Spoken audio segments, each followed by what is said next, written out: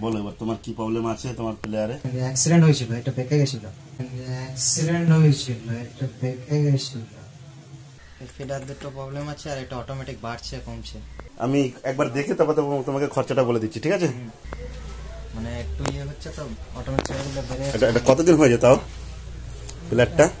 প্লেয়ারটা হয়ে গেছে 2 বছর, কিন্তু ওটা ইয়ে কাজ হয়েছে। আর প্লে কিউ আর অন্য কোনো বাটন অন্য কোনো দেখে নেবো, তাই তো? এই যে এটা একজন অন্য চেঞ্জ করে লাগিয়েছিল, তো ডাইরেক্ট হয়ে গেছে এটা মাইকটা।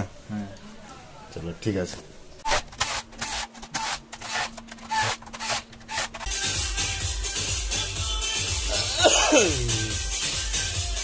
দেখতে পাচ্ছ?